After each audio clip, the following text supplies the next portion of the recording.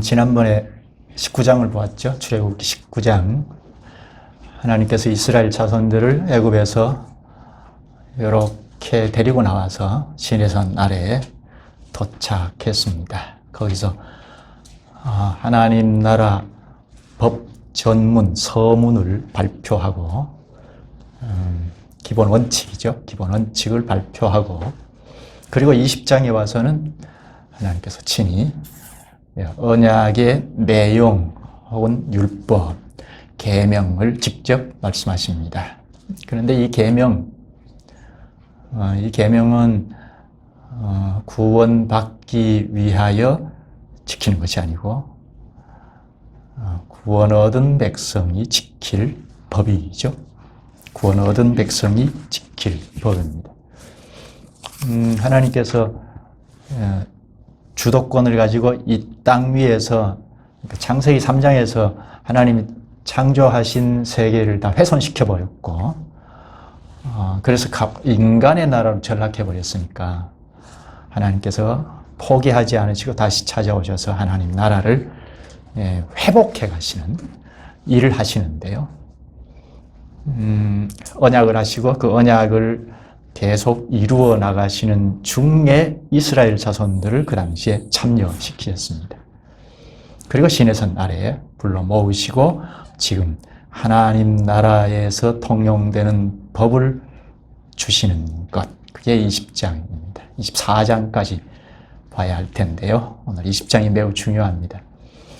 오늘 우리는 지금까지 하나님께서 주도권을 가지고 회복해 오신 하나님 나라에 지금 참여해서 말씀을 듣고 있죠. 하나님 나라에 참여한 자들이 반드시 잘 듣고 깨닫는 대로 지켜야 할 법이 바로 오늘 말씀의 내용입니다. 만약 이 계명, 법 혹은 언약의 내용 이걸 지킬 필요가 없다. 예수 믿으면 되지 뭐 이런 법이 필요하냐 한다면 구원을 의심해 봐야 하죠. 하나님 나라에 참여했나? 하나님의 언약민인가? 의심할 필요가 있죠. 지킬 필요 없다 하면. 그런데 우리가 연약하니까 언약민이다 하더라도 아는 범위 내에서 지킬 수밖에 없고 알아도 힘이 모자라서 지키지 못할 수도 있죠. 그때는 어떻게 해야죠? 하나님의 계명을 지키지 못하고 어겼다 할 때는 하나님 앞으로 와서 하나님의 말씀을 자꾸 듣는 것이 필요하죠. 마치 어린아이들과 같습니다. 어린아이들이 어른이 가지고 있을 것 다 가지고 있죠. 생명체로서 눈, 코, 입, 귀 생명을 다 발휘하고 다 있죠. 그런데 다만 힘이 모자라서 효도해야 한다? 다 알죠. 그러나 부모 말을 잘 들어야 한다는 것도 알지만 힘이 모자라서 거역하기도 하고 하지 않습니까? 어떻게 하죠? 자꾸 영양을 섭취하고 학습하고 해서 힘이 생기면 하죠. 그것처럼 우리가 새 생명체가 발휘하는 것도 똑같습니다. 구원의 백성으로 말씀을 듣고 지키고 살아가지만 잘 몰라서 힘이 부족해서 어기고 나갈 수 있다는 말입니다. 그럴 때는 내 수준이 여기밖에 안 되구나 하고 다시 말씀으로 돌아와서 자꾸 말씀을 공급을 받는 것이 매우 중요하죠. 말씀이 축적되면 그만큼 순종한다는 겁니다. 오늘 이 출애굽기 20장 1절에서 7절까지 보았는데요. 11절까지 보았는데요. 요거는 10마디 계명 중에 4계명까지이죠. 첫째부터 넷째 계명까지인데 이것은 위로 하나님을 향하여 하나님을 상대하여 지킬 법입니다. 하나님을 상대하여 하나님의 백성들이 지킬 법인데 법은 항상 정신이 담겨 있거든요. 이 법은 당시로 돌아가면 이스라엘 자손들, 당시 언약민들의 수준에 맞추어서 주신 법이거든요. 그러니까 당시 수준에 맞추어서 이렇게 하자 해야 말귀를 알아먹고 지킬 테니까 그런데 그 안에는 그 사람들의 말을 빌려서 말을 하시고 하셨지만 그 안에 담겨져 있는 것은 세상의 법칙 정도가 아니고 법 정신은 하나님 나라에 통용되는 정신이 담겨 있다는 겁니다. 그러니까 우리가 율법 계명을 볼 때 법 틀만 보면 이제 바리새인들이 율법주의로 빠지는 것처럼 그렇게 되기가 쉽습니다. 법 정신, 법 틀 안에 담겨져 있는 게 무엇일까? 이걸 잘 볼 필요가 있는데요. 사계명까지 생각해야 하니까 조금 벅차기는 한데 중요한 것 정도는 좀 짚어 가보겠습니다. 말씀을 들으면서 법 정신이 무엇일까 하는 것 생각했으면 좋겠습니다. 먼저는 하나님께서 요 계명, 법을 주실 때 방식인데요. 방식을 좀 짚을 필요가 있습니다. 하나님께서 계명을 내려주실 때 어떻게 주시죠? 음성으로 직접 주시죠. 그 전까지는 모세를 통해서 말씀하시고 모세가 대언하게 했죠. 입심부름을 하게 했는데 20장에 와서는 바로 하나님께서 직접 말씀하십니다. 그러니까 당시 우리가 짐작하는 숫자가 한 200만은 훨씬 넘는다 그렇게 짐작하잖아요. 그럼 그 숫자들에게 다 들려줘야 하니까 개개인에게 들려주듯이 물론 하나님과 연합한 공동체이지만 개개인들이 다 듣도록 해야 하니까 굉장히 큰 음성으로 말씀하셨을 겁니다. 그래서 뒤에 보면 회중들이 다 놀라고 두려워서 죽을 것 같다 했는데요. 그만큼 큰 음성으로 쩌렁쩌렁 울리는 음성으로 직접 말씀을 내려주십니다. 이스라엘 자손들은 시내산 아래에 부복해 있고 말씀을 듣겠습니다. 지난번에 우리가 생각했죠. 말씀을 듣겠습니다 했고 하나님은 시내산 꼭대기에서 불같이 강림하셔서 쩌렁쩌렁 울리는 음성으로 계명을 내려주십니다. 요 그림이 굉장히 중요한데요. 이게 오늘 우리가 예배하는 정경입니다. 예배하는 전형이에요. 핵심이 잘 담겨 있는데 그 핵심은 이스라엘 자손들은 언약민으로 이제 하나님이 부름을 받아서 구원된 백성으로 하나님 앞에 말씀을 듣겠습니다 하고 부복해 있고 하나님은 말씀을 하시는 요 관계가 언약 체결 관계잖아요. 우리 예배가 늘 그렇죠. 하나님 앞에 부복해서 절을 하면 하나님께서 말씀을 하시는 목사의 입을 빌려서 말씀을 하시는 그래서 그 말씀대로 하겠습니다 하면 언약이 체결이 되죠. 지난 한 주간의 언약을 깨뜨리고 살았으면 언약이 갱신이 되고 하죠. 이스라엘 자손들이 부복해 있고 하나님이 말씀하시는 이게 언약 체결 형식 핵심이 담겨 있습니다. 우리 예배할 때 꼭 이 그림을 좀 생각하면서 예배하면 훨씬 더 실질 있게 예배할 수가 있겠습니다. 먼저 첫 마디가 뭐라고 하죠? 하나님이 내가 너를 구원했다 하죠. 2절에 말하죠. 나는 너를 애굽 땅 종되었던 집에서 인도하여 낸 내 하나님 여호와니라. 이게 10계명의 서문인데요. 서문 지난번에 우리가 또 한 번 보았죠. 19장 4절에서 애굽에서 독수리 날개로 업어 여기까지 데리고 왔다. 구원했다는 말을 하지 않습니까? 그때는 모세를 통해서 전했는데 지금은 계명을 내리기 전에 그 율법의 서문, 전문, 기본 원칙을 얘기하는데 너희를 구원했다. 구원한 여호와다 하십니다. 여호와 하나님의 이름이죠. 여호와. 우리가 이것은 반복해서 생각했는데요.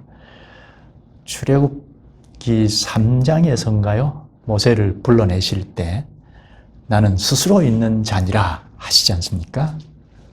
스스로 있는 자. 번역이 정확하게 번역하기 어려워서 스스로 있는 자 그렇게 번역한 것 같습니다. 존재 자체라는 말입니다.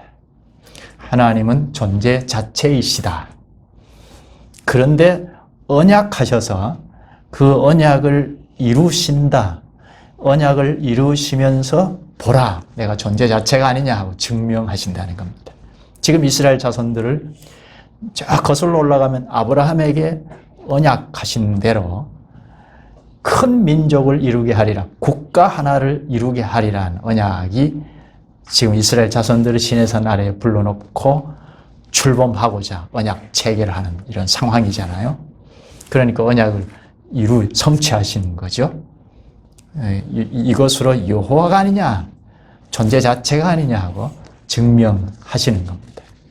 그런데 여기 나는 너를 애굽 땅 종되었던 집에서 인도하여 낸 내 하나님 여호와니라, 이 말은 보통 말이 아닙니다. 당시로 거슬러 올라가서 생각하면, 그 당시 상황에서 생각하면 이스라엘 자손들이 애굽에서 구원받았다, 출애굽했다, 이거는 예사롭게 지날 일이 아닙니다. 당시 애굽은 패권 국가이죠. 거기에 노예였어요, 이스라엘은. 그것도 뭐 10년, 20년이 아니고 100년, 200년, 400년 가량 노예였어요. 그러니까 그 노예에서 해방이 된다는 건 아무도 상상할 수 없었던 겁니다. 이스라엘 자손은 물론이고 바로 왕도 애굽 백성들 역시 이스라엘 자손들이, 노예들이 애굽을 탈출한다? 이게 상상이 안 되는 겁니다. 주변 국가들도 다 그렇게 생각했어요. 그런데 하나님께서 능력으로 딱 건져내셨던 겁니다. 건져내셔서 보라 하시니까 애굽 백성들은 물론이고 이스라엘 자손들은 물론이고 그 주변국들까지 깜짝 놀랐던 거죠. 아, 우리가 보통 섬기고 있는 신과는 전혀 다르네, 이런 생각을 할 수밖에 없었던 겁니다. 과연 존재 자체이시네 했던 겁니다. 그러면서 하나님께서 계명을 내려주시는데요. 오늘 첫 번째 계명부터 4계명까지입니다. 잘 볼 필요가 있는데요. 먼저 첫 번째 계명을 볼까요? 3절이죠. 매우 중요한데요.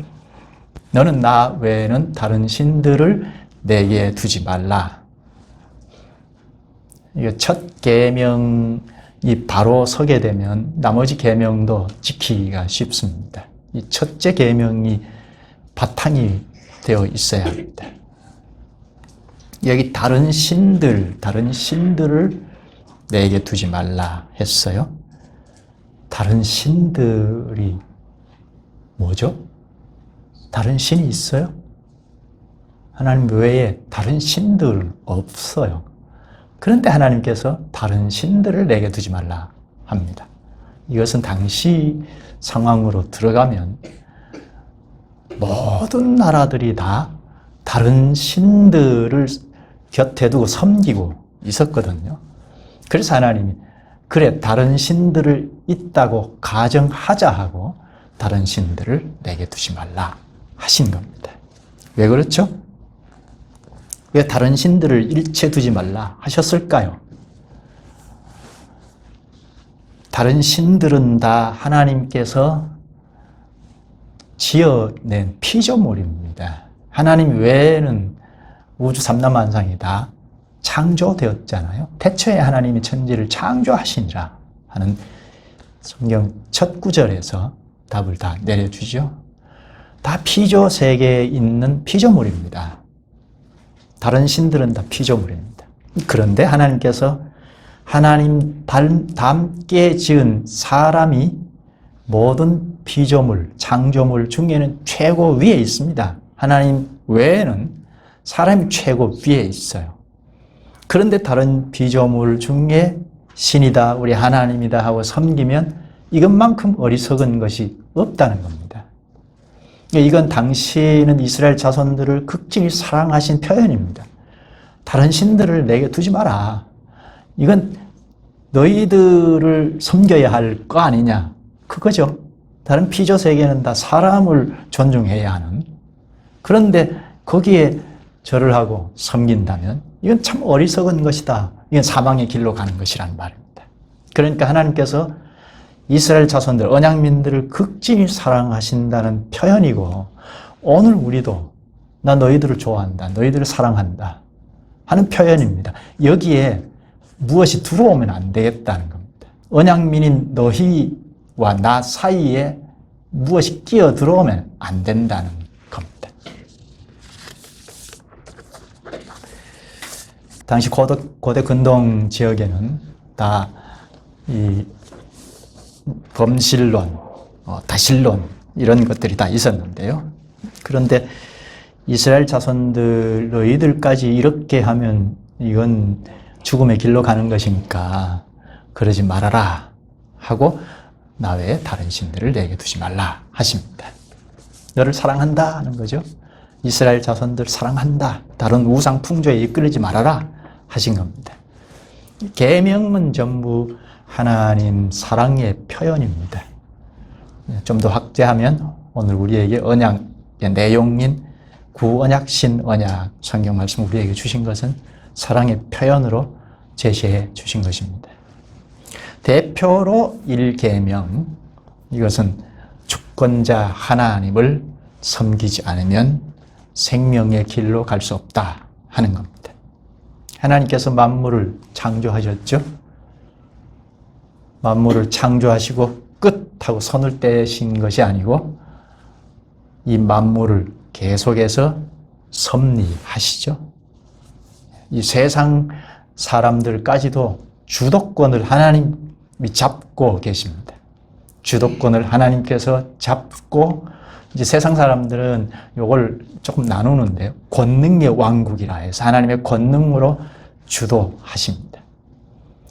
그런데 이스라엘 자손들 또 은혜로 불러내신 자들, 하나님 나라에 참여시킨 자들은 은혜로 보호하고 다스리시고 인도해 가십니다.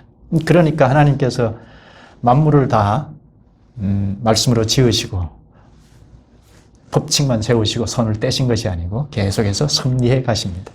앞으로 구원이 완벽하게 완성될 때까지 주도해 가십니다. 그러니까 그런 분을 전면에 두고 섬기는 것이 마땅하다. 생명의 길로 가는 것이다 하는 겁니다. 이 본문의 말씀은 지금으로부터 대략 계산하면 한 3,400년 정도 되는데요. 그때 이스라엘 자손들에게 주신 말씀인데 오늘 우리에게도 들려주십니다. 첫 계명은 하나님을 전면에 두라, 다른 말로 최고 위에 두라, 그걸 가르치는 겁니다. 한마디로 말한다면 하나님을 최고 위에 두라, 1계명이 가르치는 건 그렇습니다. 이걸 좀 명확하게 할 필요가 있죠. 최고 위에 두라. 그렇지 않고 다른 어떤 것과 나란히 두거나 못하게 두면 이게 우상 숭배라는 겁니다. 그건 2계명에서 가르치는데요. 한번 볼까요? 4절입니다.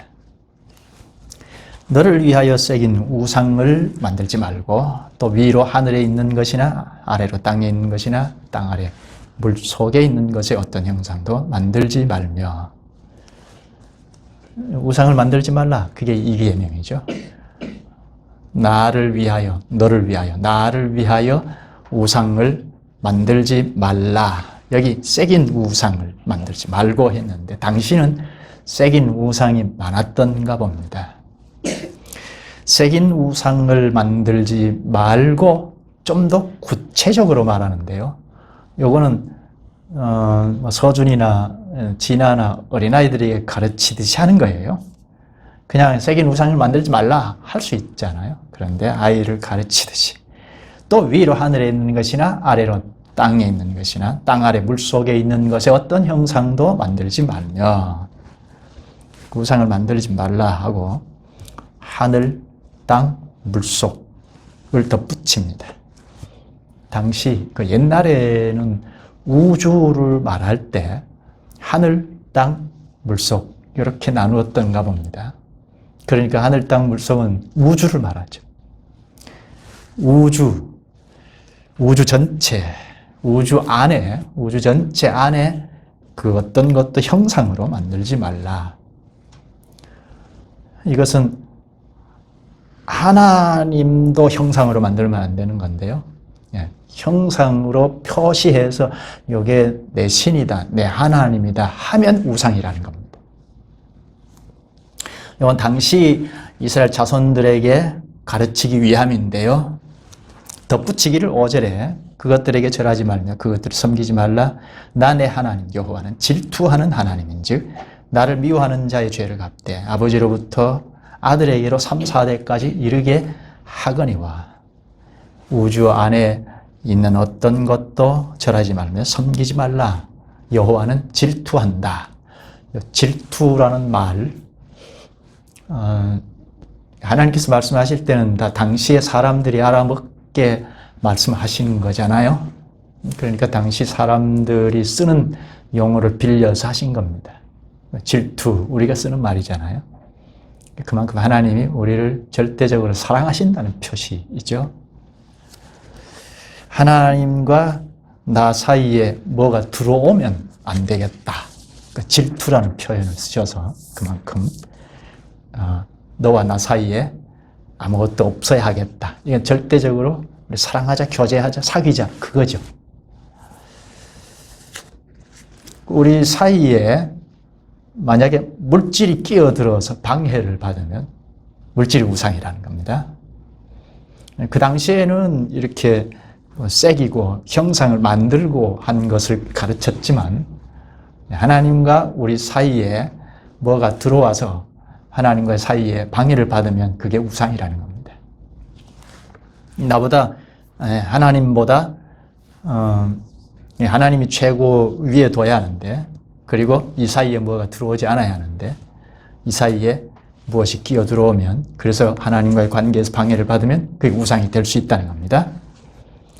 하나님과 나 사이에 자식이 들어올 수도 있고 부모가 들어올 수도 있고 물질이 들어올 수도 있고 권력이 들어올 수도 있고 여러 가지 들어올 수 있죠. 이게 다 우상이라는 겁니다.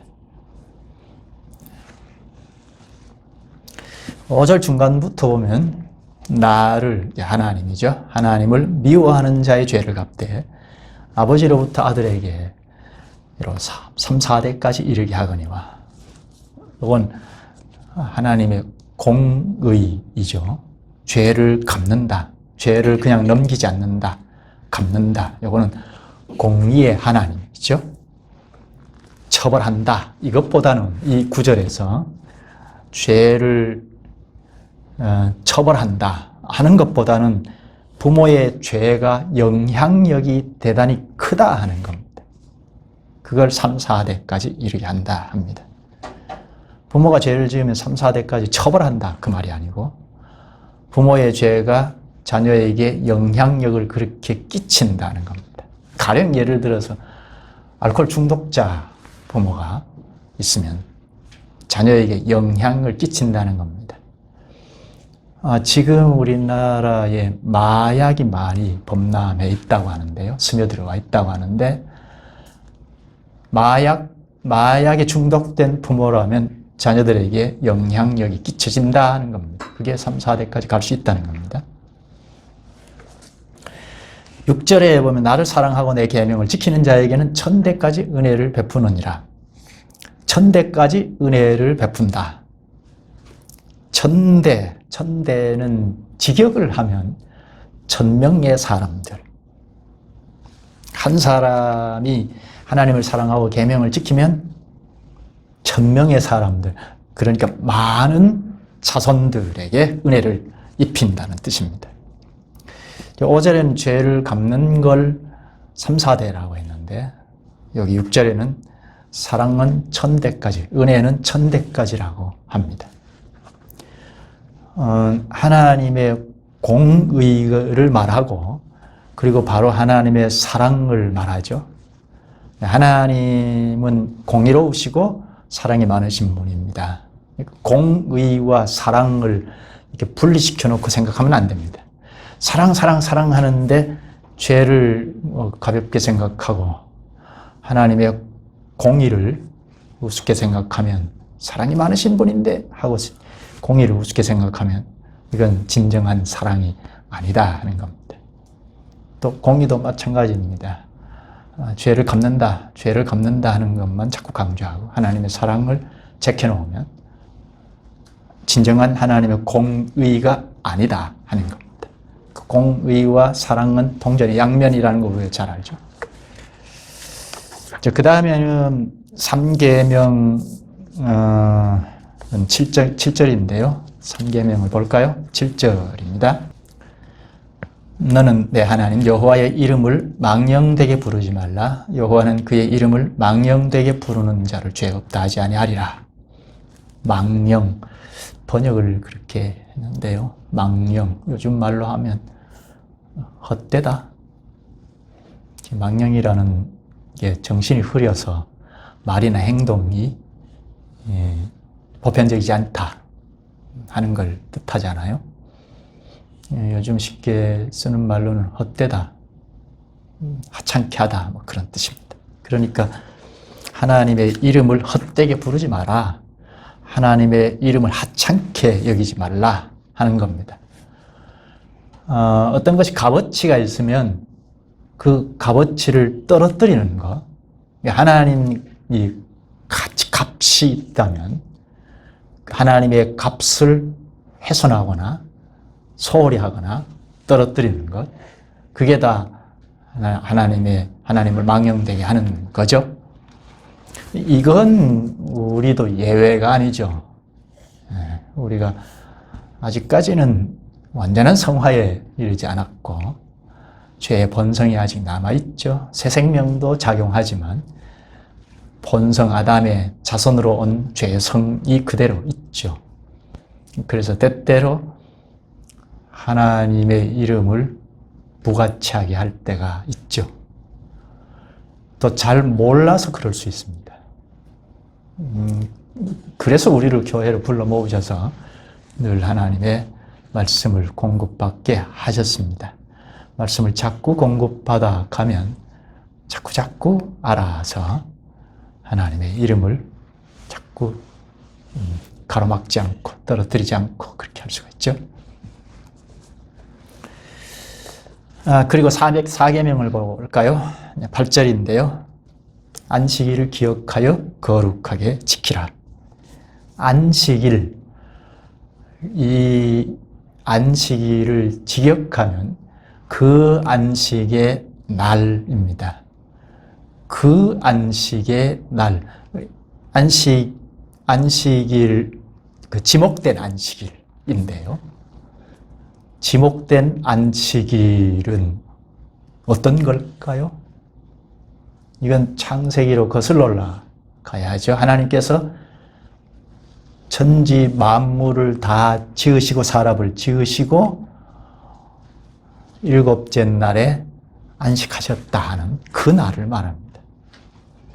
하나님께서 만물을 다 지으시고 안식하셨다는 것은, 하나님께서 그날 안식하셨다는 것은 영원의 안식에 들어가신 거죠. 하나님은 영원의 하나님이시니까 뭐 피곤해서 잠시 쉬신 날이다 하는 정도가 아니고 영원의 안식에 들어가신 겁니다. 그 날을 기억하여 거룩히 지키라 하신 겁니다. 이 안식일은 첫 창조가 된 아담, 그리고 나중에 하와를 지으시고 이제 아담으로부터 오고 오는 모든 인류가 이제 생산 양육되고 이제 번성해서 죄가 들어오지 않으면 계속 하나님의 백성으로 번성이 되죠. 그래서 결국은 목표 지점은 영원한 안식이 있다 하는, 그걸 7일째 하나님의 안식에 들어가셔서 계시 가르쳐 주신 겁니다. 아담과 하와를 초청하셨겠죠. 영원의 안식이 있다. 그러니까 6일 동안 지으신 이 천지 만물은 다 목표가 있다는 겁니다. 영원한 안식을 목표로 하고 지으신 겁니다.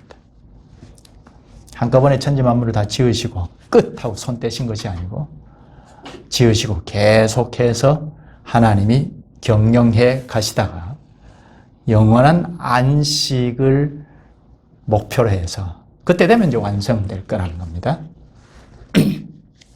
그러니까 하나님께서 안식에 들어가신 그 날을 기억하여 거룩히 지키라 한 것은 첫째는 6일 동안 지으신 만물을 보고 기뻐하며 그 만물을 지으신 하나님을 높이고 찬송하는 그게 필요했고, 그리고 이 만물이 하나님의 안식에 참여한 사람들이 만물이 앞으로 영원한 안식에 이를 것이다, 목표를 두고 갈 것이다 하는 것을 인식하고 반드시 그렇게 성취시켜 주실 하나님을 찬송하고 하게 하신 것입니다.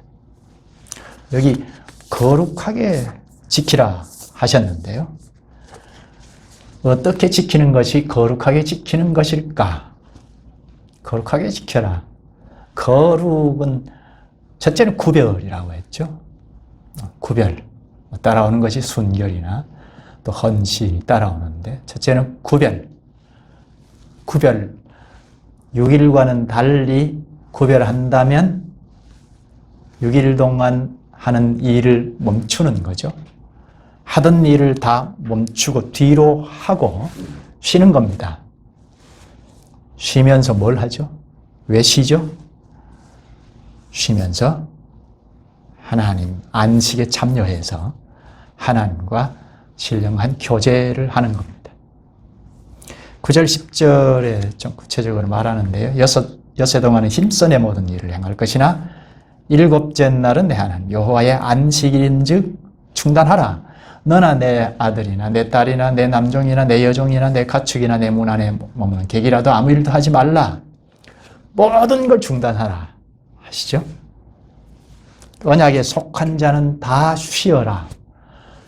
심지어 종도 객도 나그네도 언약에 속해 있다면 쉬어라.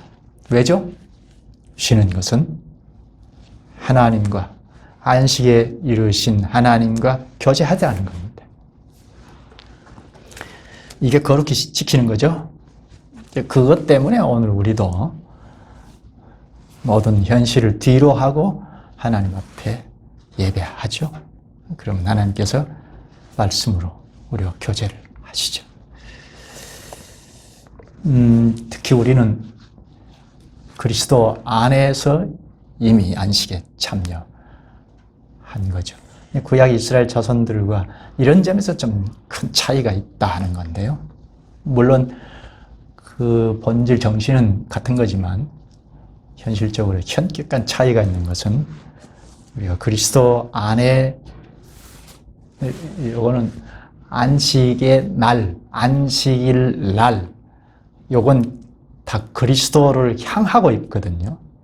구약에는 그리스도께서 오시기 이전이니까 역사적으로는 그리스도께서 안식의 실체이신데 그 그리스도를 향하고 있는 구약에는 안식 늘 우리가 생각하는 거지만 예수 그리스도의 그림자가 여러 가지 중에 안식일 날도 그렇다는 겁니다. 예수 그리스도의 사진과 같은 거죠. 그래서 그 날 하루를 참여하면서 그리스도 안에서 안식을 누리는 것을 배웠던 겁니다. 그런데 오늘 우리는 안식의 실체이신 그리스도 안에서 이미 안식에 들어간 거죠. 그래서 구약의 날 의미는 다 사라진 겁니다. 안식일 날, 이 날을 꼭 지켜야 한다는 그런 날 의미는 사라졌고 이제 그리스도와 연합한 교회 공동체가 어느 날 약속하면 되는 겁니다. 적어도 일주일에 한 차례. 그러니까 안식일 날은 6일간 일하고 하루를 쉬는 이 채널을 가지고 영원한 안식에 자꾸 다가가는 일하고 쉬고 하나님과 교제하고 이렇게 해서 영원한 안식에 자꾸 다가가는 건데 그것만 이루어지면 되죠. 그러니까 우리나라가 다 일요일 날 쉬니까 일요일 날 예배하는 날로 약속한 건데요. 어느 날은 금요일 날 국가적으로 쉰다면 금요일 날 예배할 수 있죠. 토요일 날 할 수도 있고 날의 의미는 그리스도 안에서 이제 날짜 의미는 다 성취됐고 의미는 사라졌다 하는 겁니다. 근데 우리는 국가적으로 주일날 쉬니까 이날 다 쉬면서 예배하는 겁니다. 그리스도 안에서 이미 우리는 안식의 실체이신 그리스도와 연합됨으로 이미 안식을 맛보아 가는 겁니다. 이때 그리스도 안에서 창조하신 하나님을 높이고 찬송하고, 이건 첫 창조물도 그렇지만 둘째 창조인 우리를 재창조하신, 우리를 구원하신 이 은혜를 찬송하는 거죠. 그리고 앞으로 그리스도 안에서 이미 안식을 맛보고 가지만 예배 안에서 영원한 안식을 기대하는, 하나님께서 영원한 안식에 이르게 하실 것이다 하는 기대를 가지고 하나님을 높이고 찬송하는, 이게 예배 안에 다 담겨 있죠. 그러니까 우리는 훨씬 은혜를 크게 입었죠.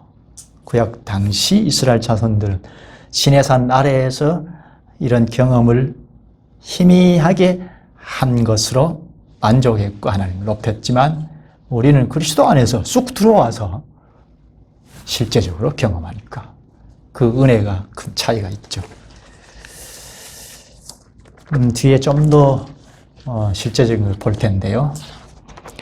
이미 그리스도 안에서 안식에 참여하고 있다. 그러니까 날 의미는 크게 중요하지 않다. 다만 교회가 매우 중요하니까 언약에 참여한 연합체인 교회가 어느 날 약속했다면 그날 안식의 정신을 담아서 하나님과 교제하면 된다.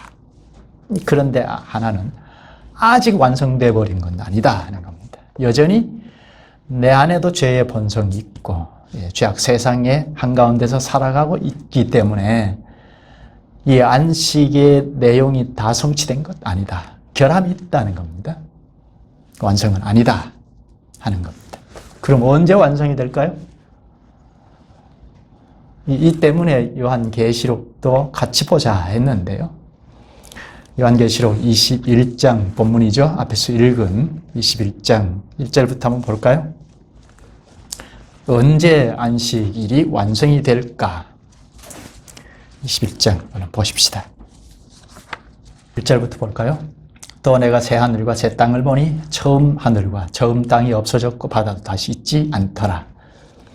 요거는 첫 창조물, 지금 우리가 첫 창조물 안에서 살고 있는데 이 첫 창조물이 다 없어졌다는 겁니다. 사라져버리고 새 하늘과 새 땅이 펼쳐진 걸 말하죠. 요거는 재편된 새로운 세계를 말합니다. 새 하늘과 새 땅, 이것은 주님께서 다시 오실 때, 그리스도께서 하늘 보좌 우편에 계시다가 다시 오실 때 재편되는 세계입니다. 이게 종말이죠. 종말이 오고 새로 세계가 펼쳐진 겁니다. 그 세계는 2절을 볼까요? 또 내가 봄에 거룩한 성 새 예루살렘이 하나님께로부터 하늘에서 내려오니 그 준비한 것이 신부가 남편을 위하여 단장한 것 같더라. 이 말은 좀 유심히 봐야 하는데요. 거룩한 성 새 예루살렘이 하나님께로부터 하늘에서 내려온다고 하죠. 이건 분명히 가나안 땅에 있는, 지금 이스라엘 나라에 있는 예루살렘이 아닌 것은 분명하죠. 하늘에서 하나님께로부터 내려오는 예루살렘이죠. 뭘까요? 여기 새 예루살렘은 뭘까요? 하늘에서 하나님께로부터 내려온다고 합니다. 이건 교회를 말합니다. 교회인 우리, 그리스도와 연합이 된 연합체, 교회가 하늘에서 하나님께로부터 내려온다고 합니다. 이건 내려온다는 말은 현재형이에요. 2000여 년 전에 요한에게 말씀하신 거니까 그때부터 계속 내려오고 있다, 그렇게 볼 수 있습니다. 이건 재편되는 세계에서 재편된 새 하늘과 새 땅에 하나님께로부터 내려온다는 말인데, 이거는 그때 2000년 전에 이미 말씀하셨고 현재형으로 말씀하셨으니까 계속 내려오고 있다는 겁니다. 그럼 우리에게 방향이 돌아가죠. 우리가 그리스도를 믿음으로 그리스도와 연합이 됐는데 그리스도께서 하늘에 계시잖아요. 그럼 그리스도께서 하늘에 계시는데 연합이 됐다. 그러면 그리스도에게서 우리가 내려온 존재가 아닐까 연관이 되죠. 우리는 지금 예배할 때 땅에서 예배하지만 하늘에서 내려와서 예배하는 존재입니다.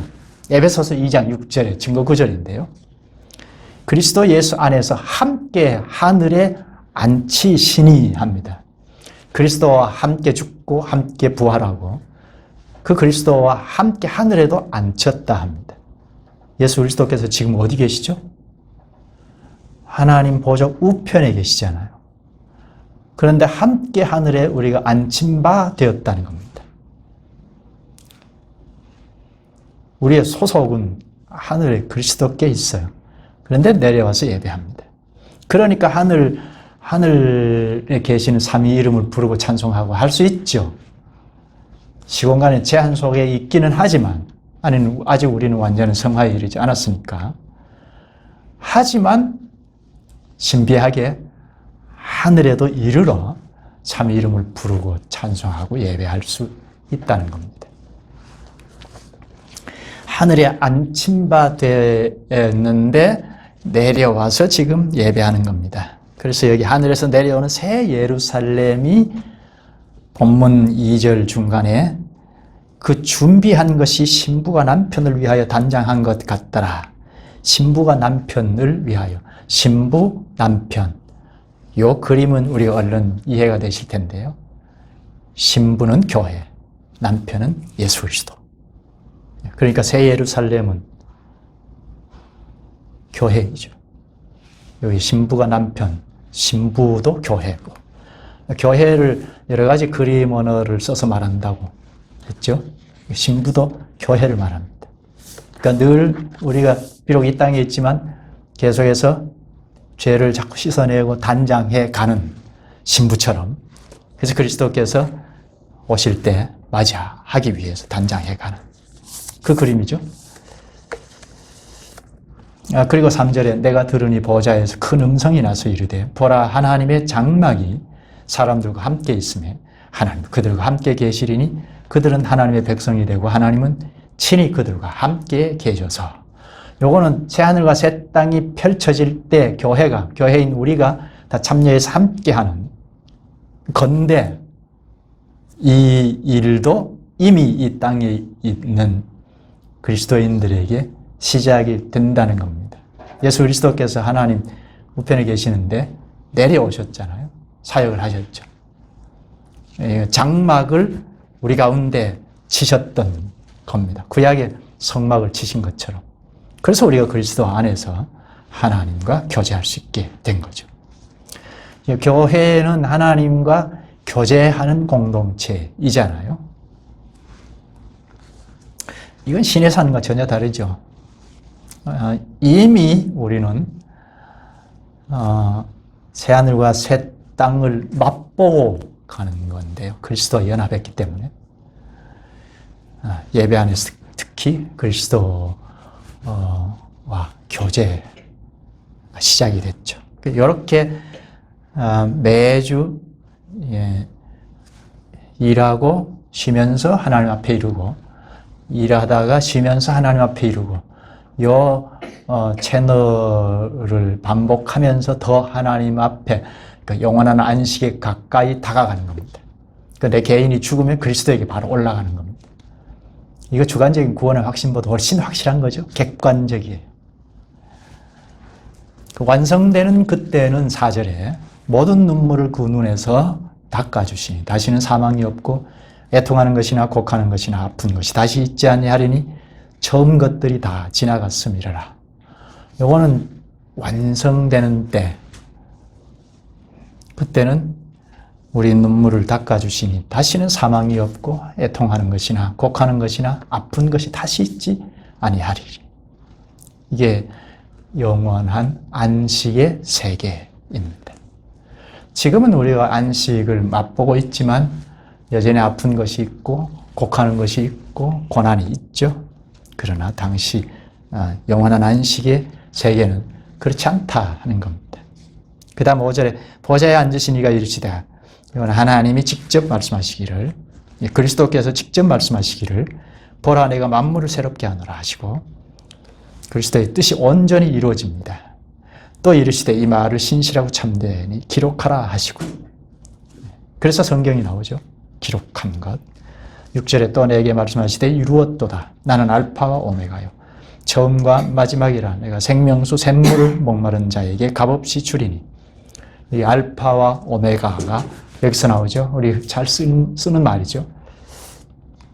이게 알파는 헬라어인데 헬라어의 처음 나오는 단어인데 처음이라는 뜻이죠. 오메가는 맨 마지막에 나오는 단어인데 나중이라는 말이죠.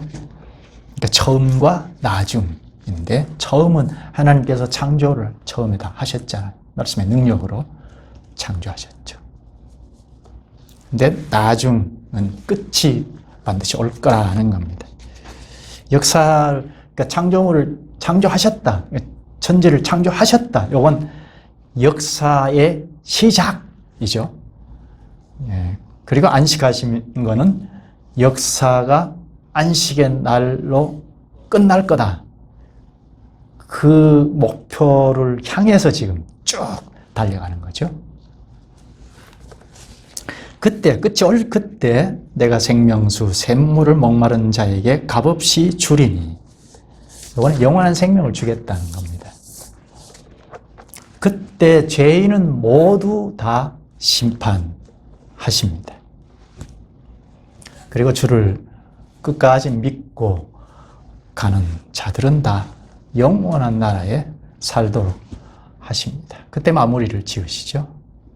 그리스도와 연합한 자들은 이때 멸망의 심판은 받지 않고 영원한 나라, 재편되는 나라에 이르게 될 것입니다. 하나님께서 아주 선한 뜻을 가지고 세상을 지으셨는데 창세기 3장에서 이 세상이 그냥 훼손되어 버렸습니다. 인간의 나라로 전락해 버렸습니다.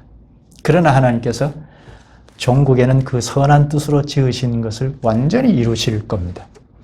그리고 나면 영원한 안식의 세계가 펼쳐질 것입니다. 세상을 지으신 하나님께서 완성하셔서 영원한 안식의 세계가 펼쳐질 겁니다.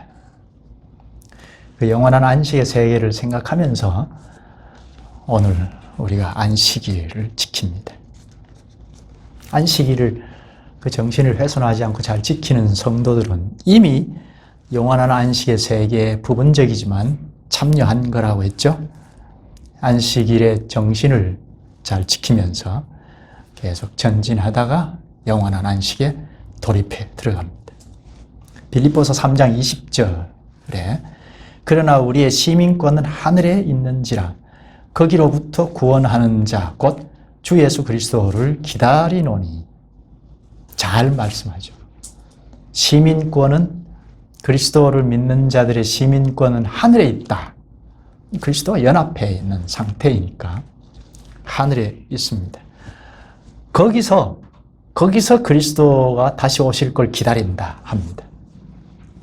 우리는 두 나라의 시민권을 가지고 있다고 해도 되죠. 네, 대한민국에 있으니까 대한민국의 시민권이 있는데 궁극적으로는 저 하늘에 그리스도께 우리의 소유권이 거기에 있다는 겁니다. 거기서부터 그리스도의 재림을 기다리고 있습니다. 그리스도와 연합하여 이미 영원한 안식을 맛보아 가는데 이렇게 쭉 가다가 안식의 나라에 참여할 겁니다.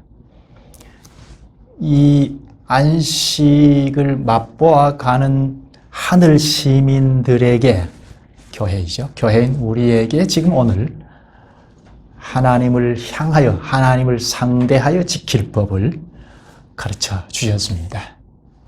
이 법 정신을 잘 새겨서 하나님과 관계가 여지가 없었으면 합니다. 여기까지 할까요? 자비하신 주님께서 구원의 자리에 이른 이스라엘 교회에 하나님 나라의 법을 주셔서 과연 하나님 나라 교회다 할 만하게 갖춰가게 하시옵나이다. 첫째, 둘째, 셋째, 넷째 계명을 이스라엘에게 주실 뿐 아니라 오늘 저희에게도 가르쳐 주셔서 첫 창조를 마치신 주께서 영원한 안식의 세계에 참여하셔서 죽어가는 인생을 구출하심으로 그리스도와 연합한 교회인 우리는 이미 영광의 나라에 부분적으로 참여하고 있음을 깨우치시오니 감사옵나이다. 아직은 완전한 안식은 아니라 저희가 죄 가운데 고난 가운데 늘 빠질 때가 있사오니 주님 늘 주께서 함께하사 건져 주시옵소서. 영원한 안식을 기대하며 그리스도 안에서 늘 쉬면서 안식의 정신을 지키고 가게 하시옵소서. 예수님의 이름으로 기도하옵나이다. 아멘.